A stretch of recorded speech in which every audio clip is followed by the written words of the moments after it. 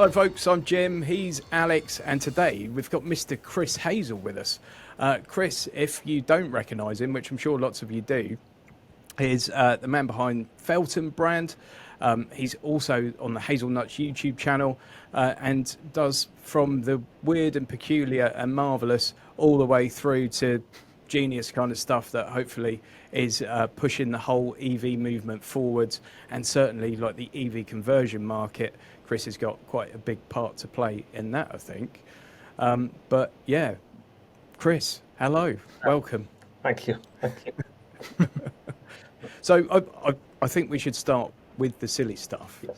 I have had the pleasure of driving the Mr. Bean Binny and leaving my substantial dent in the roof, which you seem to be unfazed by. And obviously you've got all kind of weird and wonderful things going on at the moment. Chris, I should also mention, Chris is an owner of what, 20 or 30% of the world's arrival vans? Probably, yeah.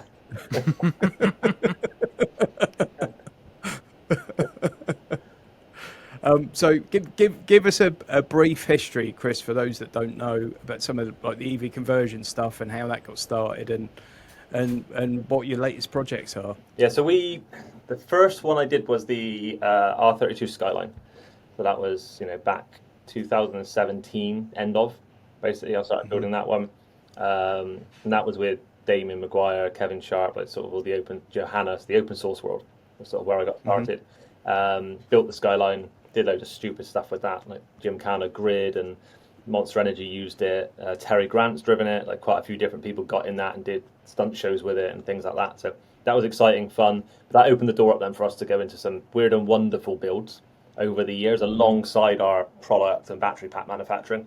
So the first crazy cars we did 3 stunt vehicles for a show in Macau, just outside of China, for one of the big casinos there. So it was an indoor all-electric stunt show called Electron, I think it was pronounced. Right. And basically that consisted of us building 3 high-performance drift cars.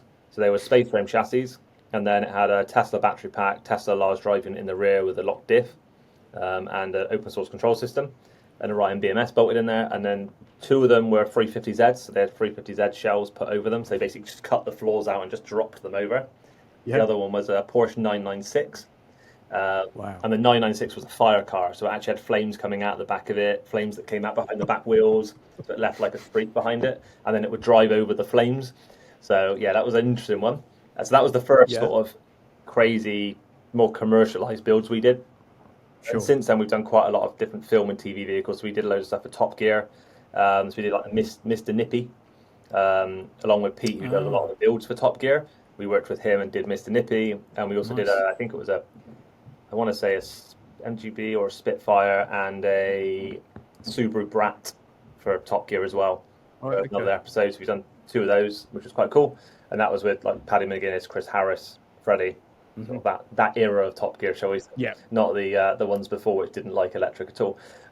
Yeah, sure. And then apart from that, we've done a lot of film and TV, so a lot of stunt vehicles of the film world, which I think one of the more recent Batmobiles was electric. There was an electric version for the Robert Pattinson Batman, and if you search it online, there's actually a release that came out, I think, via one of the film studios around the build and the electric and all that sort of stuff.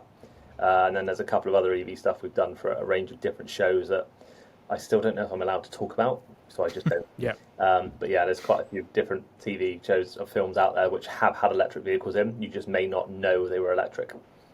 Sure. Within the film, but it's because it benefits them. They got high performance. It's quiet. It's really easily controllable. So the stunt drivers are starting to get more and more used to the EV stuff now, and they're starting to find actually there's less fumes and all these other things. So they're quite a nice change for the stunt industry. But with that Batmobile, there's a specific reason they wanted an electric one. Was that? Yeah. Was it fumes or? Yeah. So some of the filming was done in the petroleum plant, like the other side of the country, like Essex, somewhere away, and obviously. In certain areas around there, you're not allowed to have ICE vehicles. Yeah. Whereas electric's allowed. So it was sort of weird taking an electric vehicle to a fuel refinery. Backwards. But yeah, and then that vehicle also became the hero car. So that was the one that would have travelled globally and gone to different places and been seen because it had all the full interior, everything on it. All the flame gear, so all the fire came out of it. the jets, like all of that was real. Like they didn't. There So obviously has some level of CGI, but actually, like the rear fire system, all the fire that comes up over the bonnet and out the sides, they built all that fully, and it all worked. wow. Which was absolutely insane. The amount of engineering that goes into it by those teams. So we did the EV stuff, but they built a phenomenal vehicle and did all the other stuff that went with it.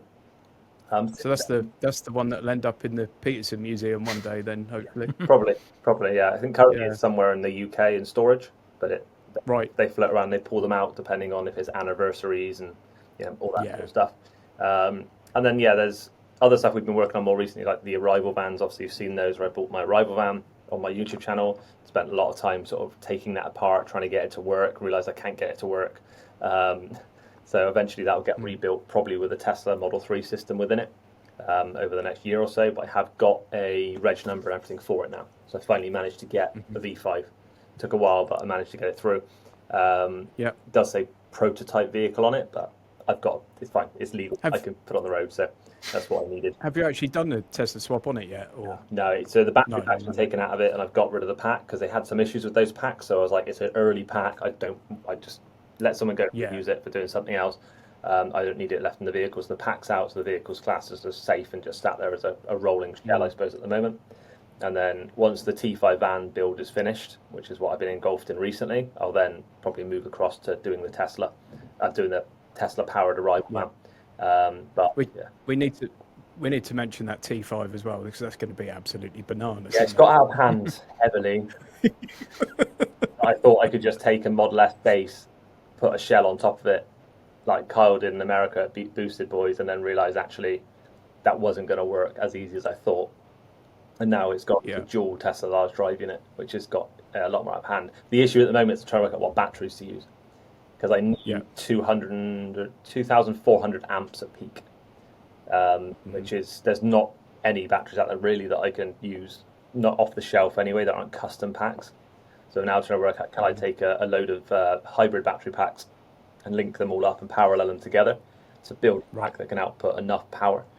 But that's something I'm trying to deal with at the moment, and work out how can I do that cost effectively and actually build up a really high performance battery pack to run the motors. That Boosted Boys minivan's absolutely hilarious, isn't it? And to have that as a T5 would be phenomenal. The key thing is we've got, so the video went out yesterday actually, but there's, we've gone with the AM control board system, so we've got full control over the motors, which means we can turn front one off, rear one off, we can do burnouts with it and stuff. That's the benefit with not running the original Tesla system, is we can do what we want now. Whereas with the Tesla, we could, with a Model S, you can't sit there doing burnouts and go drifting with it. It just doesn't allow it in the software, whereas we're able to do all of that in the software now. So that will allow us to probably have more fun with the van. And we've had some good support from some sponsors as well, so we've been able to big brake kits and upgrade suspension and all this sort of stuff. So actually we've got quite a lot of products going onto it which will make it worthwhile. The battery, I said, is my biggest thing, the single most expensive thing as well. So it's like, where do I go for battery? We've been looking at Mitsubishi hybrid packs. It's been an option. They're quite high discharge. But from the Outlanders and things. From the Outlanders. The cells in there will do about 600 amps at peak. So if I pulled 5 of those packs and put them in like 4 in parallel or something like that and rejigged the modules, I could actually potentially build a pack. The issue is the pack weight.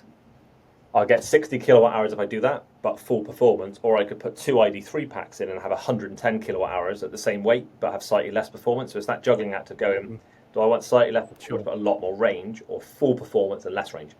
So it's just juggling. And it's like, what is this being used for? If you just have a bit of fun, and in that case, I want as much power as possible. I'm not necessarily worried about doing 200-300 miles of range. So it's a fun thing, side project from Fellten, obviously, which is my core day job and my core focus. But having a bit of fun on the side, building stupid things, is still a very exciting part of my world. Just going back to the arrival vans a sec. They were working on a lot of different types of vehicles, weren't they? I mean, the sort of how thinly they got spread. I mean, what types of things were they that you found that they were working on that looked quite interesting, but obviously never came to fruition? They had loads. So they had an Uber car, from what I was aware, they were working on. They had that self-driving robo-taxi thing, which was in my first arrival video. They actually had a I think it's a robo racer, I want to call it, which was like an autonomous race vehicle. They then obviously had multiple different buses, and I think the vans, they did maybe 4 versions, so they redesigned it 3 or 4 times. Like the version I've got, I think, is V2, and then there's definitely a V3. There may have maybe been a V4. I think that was probably one of their biggest issues. Is there was so many. It wasn't just do a design, get one to market. It was we've done one, now we need to change it again and again. So it kept retooling, remachining. Just a big old long process. And there were some complications. I mean, they did their own motor, their own gearboxes. You probably potentially could have done a deal with an OEM and got a pre-built motor and gearbox to get to market with, and then done your own later on. And same with the batteries. The batteries were extremely complicated. They were 400 volts a module, 3.something kilowatt hours a module, and then they were linked in parallel. So like 18 of them linked in parallel, and it's so complicated and expensive that my personal opinion, they should have just taken like the ID3, ID4 modules or something from one of the pre-made ones. They'd have been a bit more expensive in a shorter term, but they would have got to market. I think that's the key thing that the lessons I'm trying to learn from the Arrival stuff is, you need to get to market even if you plan on making changes long term. Just get a product out there working, and then come back to sort of bringing more in house and cutting costs at a later date. So obviously Rivian have now managed to get to market, haven't they, with a van in America for Amazon and stuff.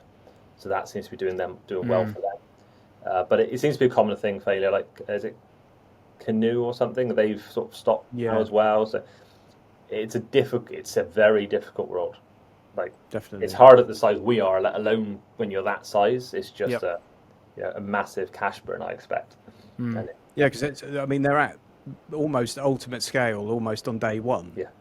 Which must be a tough position to be in. But you were saying, because it was only kind of an hour up the road from you guys, wasn't it? But you were saying some of the stuff that was going in the auction, like the machinery, the robots and stuff. They hadn't even been used; they were still packaged up.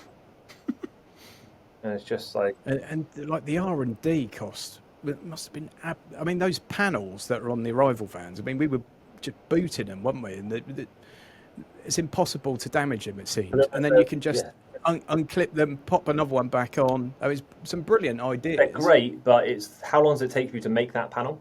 Whereas you think normal car, you press a panel, done within like seconds. The panel's next one. Yeah, it's got to be painted and stuff, but the process is very short. Whereas those panels, you're laying up a weave, you're injecting it, you're pressure treating it, you're heating it. It's like I think how fast can you get that to move? Because that's a massive slowdown to the production line. So I think it's just picking your battles and going which ones is worth doing, which aren't worth doing, and then sort of going ahead from there. Like they had the whole micro factory thing as well, and I think that probably didn't help. That was a big ask to go and build micro factories all over the world. Great idea long term, but short term, none of the OEMs do that for a reason. They all have big factories. Because then you've got concentrated, highly skilled staff in one location. You haven't got to try and find high skilled staff in multiple smaller locations all over the world. Sure. So I think that's always the difficult thing there. I mean, if they started again now, probably be very different, because with the uptake of AI and the progression and the speed of which robotics is now moving forward at pace, you probably find that if they started from now and got to the same size they got to over, because they've been going for like quite a few years, it would probably be a very different story. And they'd approach it very differently. The software would have been done differently with, all the AI stuff in. So it may have allowed them to have a smaller head count. So maybe it's just the wrong time, or probably the wrong time for certain aspects. If the van had got to market and done brilliant, and the bus, but then the micro factory and the other bits, it's like that could have been a really good thing to do, further down the line, rather than trying to do everything at once, which seems like a massive task. But there's been some great spin-outs from Arrival. Some great people, great spin-outs, some companies that have come out of it and survived and are doing very well with some really good technology. So actually, it's not all gone. It's not all dead. There has been a lot learned from it, I think, and a lot of good products have come out of it. And maybe you'll get a lovely UPS camper van from it. So eventually, it seems like a good time to move on to more sensible matters. And obviously I spent some time with you a couple of months ago, and a few things that I was a bit blown away by. One being the charge cube, second being the electrification of marine craft, which I didn't know was a thing. Yep. And obviously, I'm seeing it before my eyes there. And thirdly, I guess, the fact that you're doing all the EV training and how the thing that surprised me about that, it wasn't the fact that you can do it. It was the fact that you can do it in 2 or 3 days and it doesn't cost a lot of money. Yep. Yet you try and find a local mechanic to deal with just simple service items on your EV. You might be changing a shock or something, and someone say, "Oh, I can't do that. It's electric." I know, and it's It's a mad. 2-3 day course to get them to a level where they're comfortable to work on it. It's not how to be a complete mechanic. It's if you already are a mechanic, you do this course. It teaches you how to make the vehicle safe, so you can do normal service work on it, or you can actually replace an electrical component, an EV component. So there's no excuse really for the mechanics out there now. I think a lot of it's probably just the fact they don't like EVs, and their best is we can't work on it, we're not trained. But it's actually, But I mean, if we just don't like them. That's probably what it is. If you're the one in your town at the moment that can, obviously you're getting 100% in the custom. And I think a lot of these cars have now, EVs have been out for a while, so all the EVs that were, you think 3-4 years ago, was a massive inrush of Teslas into the market. They're all now hitting their first MOTs. EVs are heavy, components wear more on an EV in certain aspects than others. Their brakes don't, tyres wear more, and then also all the lower arms of suspension, because they're heavier, they tend to wear more. And if someone knocks an EV into the curb, they do more damage than they did previously. So there's definitely a huge amount of work and opportunity out there for mechanics that are comfortable just come and do a 2-3 day course and learn how to make it safe. You're still going to be replacing the same parts. You're doing lower arms, upper arms, ball joints. You're still doing normal vehicle stuff. And you don't necessarily have to be replacing the EV components. There's a massive amount of work in just doing base repair on them and just feeling comfortable whilst working on them. And I think there's a big opportunity out there for a lot of companies that are scared of the EVs, which should actually be embracing it and just stepping up and learning how to look after them now. I know you probably can't talk about it, but there is one big company where you've actually trained their mechanics sort of specifically for the vehicles they're working on, haven't you? Yes, yeah. So we do a level of bespoke training. So in a lot of situations, we'll still deliver a City and Guilds course, but we'll do a City and Guilds course with an extra day or so tailored towards the specific vehicle. Like whether it's a car, a boat, an aircraft, or whatever it is. The only market at the moment where you seem to find high voltage training course is automotive. They haven't brought that in yet for boats and aircraft. So we're tending to find that we'll do a City and Guilds qualification in another industry, but then do a tailored day or two around a specific system. That gives them a qualification, but then also gives them a knowledge base on their specific system. That tends to work quite well.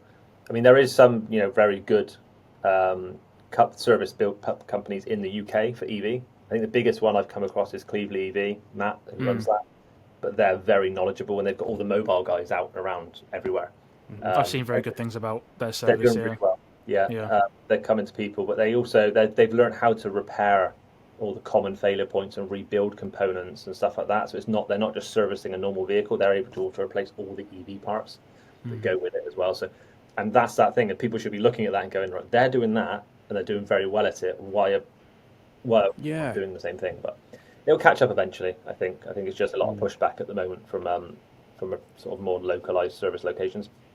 And then you said about the marine. So we've got RS boats. They build a really nice rib, and then we've got Rad Propulsion, which should do a really nice 40 kilowatt electric outboard motor, and we then do a battery pack to go with that. So they're doing stuff to allow retrofit of pre-existing boats and also building brand new boats to enable boat builders to move to electric. A bit like we did with automotive. We're going to build a whole kit for automotive, and then we're going to sell it to someone that builds Porsches or Land Rovers or Minis and enable them to step up and go to electric. They've done the same thing in the marine industry. The best thing about marine, though, is an OEM in the marine space is probably only building 1,000 boats a year, if that. Where if you're an OEM in automotive and they're like hundreds of thousands, you can enter straight into marine OEM at a way lower number. So for someone like us, who we build hundreds or into thousands of battery packs a year, we literally fit into the marine OEM space extremely well for the scale we are. Whereas automotive is hard because you're competing with massive companies that do really large volume. So that's actually quite interesting. And the government have been really good with grants and stuff like that into the marine sector to try and help support that, because the environmental impact on marine is massive. Yeah, So sure. our oceans, actually, impacting our oceans is a lot worse environmentally than cutting trees down and stuff. I know that sounds weird, Yeah. but a lot more of our oxygen and our filtration is done via the ocean than it is by anything else on this planet. So actually, the focus being more towards that is a key thing. And so much of that marine traffic is carrying fuel, isn't it? Yes, yeah. I think is it 1/3? I might be wrong on that, but I'm sure I looked. If you look at the boats out there, there's like 1/3 of all boats or big boats on the water are carrying some sort of fuel. So if you just removed fossil fuels, you would literally remove 1/3 of all maritime, which you can also see Yeah. why they're fighting against it in some level, because suddenly that's Yeah. a lot of money for a lot of companies gone and wiped out. Yeah, absolutely. So you can see why there's pushback, because it shakes up everything. Yeah. And the big number one focus for you at the moment, obviously, is Charge Cube. Yeah, we find we want to make a difference. I mean, we've done these pretty retrofits and stuff, and we still continue to do so. And we've got lots of great customers we support with that, and we're still building the battery packs and the systems. But we were sort of looking again, right? There's enough second life batteries now available on the market. There seems to be a lot more becoming available, a lot more than there was 5 years ago when we first looked at it. And fleet need to start transitioning to electric heavily. So the building sites and all that stuff. So it's like, what can we build now that makes it easy to deploy, cost effective, and is sort of more of circular economy? That you're buying an electric vehicle, and then the batteries from that vehicle at end of life are going back into the charging infrastructure for those vehicles. So it keeps quite a nice circular economy. So yeah, we're trying to enable fleet. We're trying to remove barriers for entry, and remove pressure on the grid, because we buffer heavily with the batteries. So you don't need to have a very big grid supply, which is, I think, you had a look when you came in. Yeah. And the same thing with building sites and stuff like that. It's like, actually, building sites need charging infrastructure. So a lot of people drive there to work for the day and then leave. So it's like, actually, you want to have the infrastructure there for that and have it semi-mobile, so you can move it as they progress through the site when they're building houses and things like that. So there's a big opportunity there, we think, but we're just trying to do it cost effectively, because everyone else we've come across on the market, their pricing point is way too high. What we can see, and they are literally milking it. I mean, or maybe there's just, I think they're overcharging a lot. A lot of these people out there at the moment for the same products. A lot of it's obviously imported from China or something, and then they put margins on it. So they're not the manufacturers. We actually manufacture in Bristol. We build it from scratch here. So the difference is we are the direct manufacturer selling directly to the customer. I suppose like Tesla sell direct. They don't have dealers that then make their margins. We are just selling direct, rather than having sort of people in the middle. And then we're trying to do it on leases over 5 years if we can, just to try and lower that outgoing cost every month, and it falls in line with their lease fleet then at the same time. So that's the sort of ideal approach, but it's trying to change people's mindsets around this. It's going to be an uphill battle, but it's needed, and it needs to happen fast.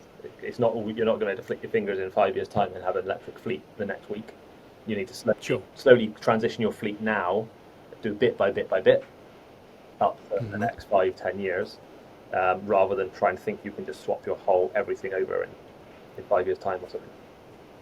Yeah, it's such a cool solution though, and I think that like the small one you've got this pallet size, and you can literally just, as you said, like take it around site and think, oh, instead of bringing that massive bit of plant from there to here, actually we'll take the charger over to that, and it's pretty impressive stuff. And in the UK, we can make things still. Look. I mean, some of the parts are obviously imported. Of course. We are using batteries that are already within country, and that's the key. We're not bringing batteries in; they're already here. I think that's a key thing to understand. Are we starting to see? You mentioned building sites. Is there a lot of stuff like plant machinery that's going to be charged up? Is that the idea? Okay. The plant machine is starting to go to electric. We're starting to see that now. We're starting to see people actively building electric plant machinery like Volvo, JCB, all that. They're starting to come out with electric plant, and there's no reason why not. Like No. a lot of time it's running a hydraulic pump. Like it's not. A lot of time they're whole hydraulically driven. Yeah. The thing we are seeing is with the bigger plant machinery is they're using a lot of energy going from one place on site all the way back to charge. Because normally you just take a fuel bowser to it, you just fill it up with a fuel bowser, and that fuel bowser would just stop at a couple of places around site, just top up them all overnight. People come in the next morning, good to go.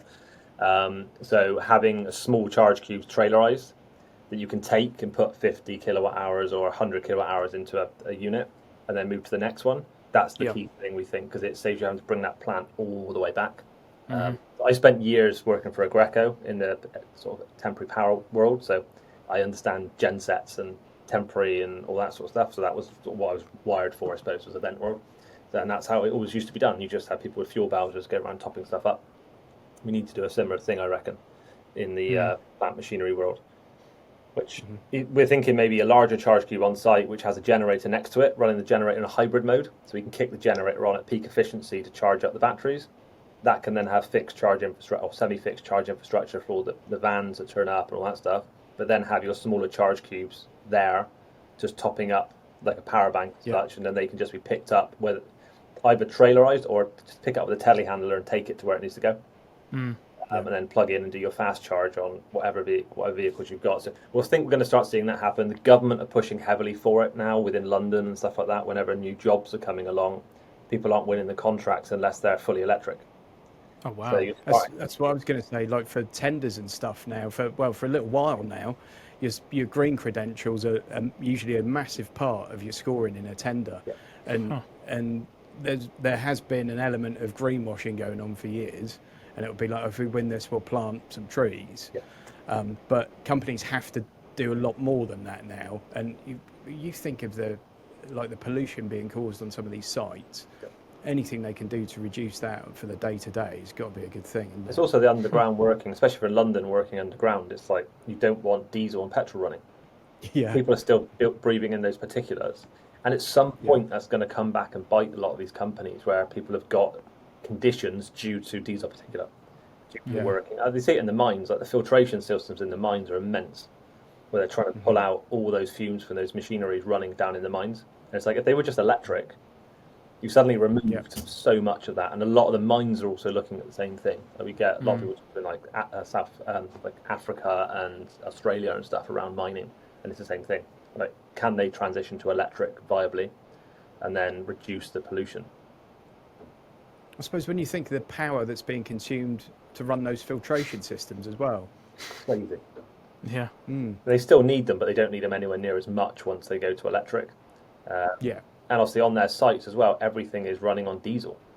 So they're running massive generators to run these things and stuff like that. And it's like, actually, well, if you're a mine in Australia, why haven't you just got a solar array?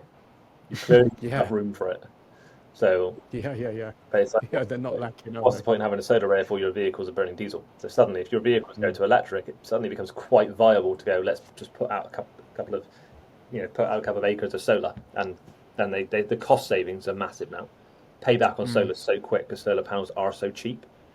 They're too cheap at the moment. I don't think there's any margin on them at the moment from China. I think they're just making them, even though they're not making any money on them. Which in one way, is great because solar cheap. It means the whole world can start buying solar panels cheap and transitioning across. So one way that's a benefit, but it's not a benefit for whoever's making them at the moment because the factories are still running at a loss probably. Yeah. That's so interesting with the mining stuff. I didn't realise. Yeah, it's just really really interesting. So you need to go and pay a visit, Alex. Yeah. You need to go in that Mini. You're the right size of person to fit into that Mini as well. I'm not, That's a compliment, by the way. Thank you. Didn't sound like one, but Well, no, I mean you're very short, though, aren't you? But yeah, I was paying you a compliment there. Chris, where should people go? Where should people go? To find you? So we've got Fellten.com, which is Fellten. But it's spelt slightly odd because it's a Welsh word for lightning, even though it's not pronounced Fellten in Welsh. I'm not going to try and pronounce it properly. No. I have definitely had some shit from people on that in the past. And then we've got Charge Cube with a Q, batmobile.com, which has got stuff on ChargeCube. There's not a huge amount on that website yet. We are rebuilding that website with a lot more at the moment, but that will be released soon. And then obviously, if you want to see me on YouTube, it's Hazell Nutz, and Nuts with a Z, which is me and my younger brother Nick. And we basically are building the T5 van and doing lots of other weird and wonderful projects in the future, just in our free time when I get time, which is not that often. You've got loads of free time, haven't you, mate? So loads of it. Got to say, your video on the Microlino, like looking at how that thing's built, was super interesting. So that was a really good video. It's actually really well built. I was amazed. I thought when we got it, I thought it was going to be like feel cheap and sort of tacky, if that makes sense. Even though it's very expensive for what it is. But actually, it was really well built. We're quite amazed at how solid it was. It's quirky. It's different. I'm sure they're selling a load of them, even though they're not the cheapest thing in the world. But you didn't feel that unsafe in it, I think, was the key. Whereas the little, is it Amy's and all that stuff? The little, they're like really all plastic, super thin. Like if you have a crash in that, it's not going to go well. The Microlino, that front door is actually way more sturdy and heavier than we ever anticipated it to be. Yes, definitely. If you want to have a look at how a little car is built, definitely go and check out that video because it's really good. So we really wanted to take it apart more, but we probably would have got very told off as a press vehicle. In the back apart or something. And no one would have probably left me a press vehicle again. So I was trying to. Was that a presser? Was it? Yes. Were they aware? No. But that's why we were careful. We're like, this is a press vehicle. We probably shouldn't be taking it apart. So we wouldn't take it that far apart because we didn't want to fall out and get a bad name for taking press vehicles apart. That's absolutely brilliant. I love that. Awesome. Well, thanks very much, Chris. I think you're an absolute visionary, and I think it's amazing all the stuff that you do. And you've got that Jekyll and Hyde thing. You've got this super sensible, like amazing sort of visionary look at things, and changing things and pushing things forward, and really brave kind of massive steps to kind of push things along in future.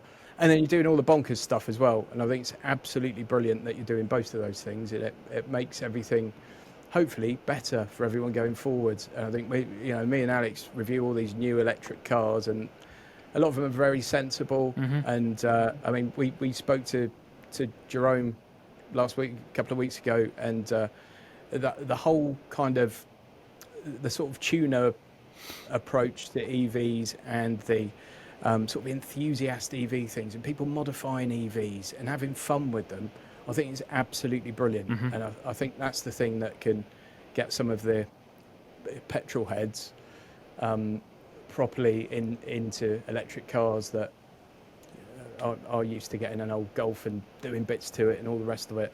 So I think it's absolutely brilliant what you guys are doing, and I think everyone should go and check it out. Right, take us out, Alex.